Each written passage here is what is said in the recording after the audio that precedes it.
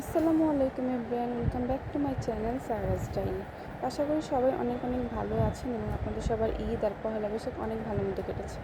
তো এটা হচ্ছে আমার পহেলা বৈশাখের দিনের একটা ভিডিও। ওই দিন আমি ঈদ আর পহেলা বৈশাখ উপলক্ষে ঘুরতে বের হয়েছিলাম একই দিনে একসাথে। তো রাস্তায় বের হয়ে দেখি যে অনেক অনেক মানুষ সুন্দর করে সাজুগুজু করে শাড়ি পরে বের হয়েছে, আর রাস্তায় অনেক সুন্দর আলপনা দেওয়া ছিল দেখতে। ও যেহেতু ওইটা ঈদের পরেই ছিল, সেহেতু আর ঢাকার রাস্তাঘাট অনেক খালি ছিল, আর খালি রাস্তায় ঘুরতে কিন্তু বেশ ভালোই লাগে। তো ওই দিন আমি বাসায় বসে অনেক চিন্তা ভাবনা করে কোথায় যাব ভাবতে ভাবতে পরে চলে গিয়েছিলাম নব থিয়েটার ওইদিকে। যেহেতু নব থিয়েটার আমার এর আগে কখনো যাওয়া হয়নি, সেজন্য ভাবলাম এবার ওই সাইডটাতেই যাই, ভালো লাগবে।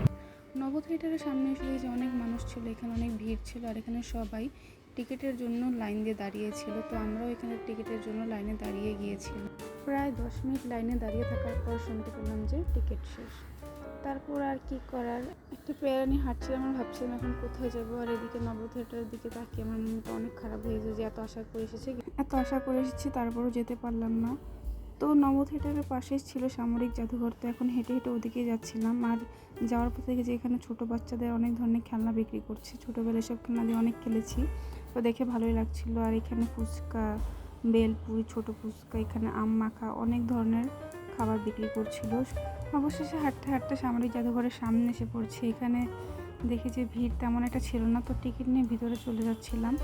তো ভিতরে যাওয়ার সময় ওরা বললো যে এখানে কোনো কিছু নিয়ে যাওয়া ভিতরে অ্যালাউড না। তো আমাদের কাছে কোনো খাবার ছিল না, শুধু 1 বোতল পানি ছিল, যা ওরা নিতে দেয়নি। তো ওইখানে ডাস্টবিন ওটা ফেলে রেখে যেতে হয়েছে আমাদের।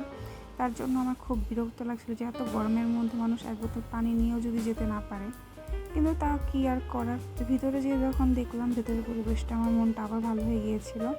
অনেক সুন্দর ছিল এই জায়গাটা, আর খুব খোলামেলা ছিল, বাতাস ছিল, বেশ ভালো লাগছিল দেখতে। এখানে বাইরে বসার জন্য অনেকগুলো বেঞ্চ ছিল, আর এখানকার পরিবেশটা অনেক সুন্দর ছিল, পরিষ্কার ছিল, নিট অ্যান্ড ক্লিন।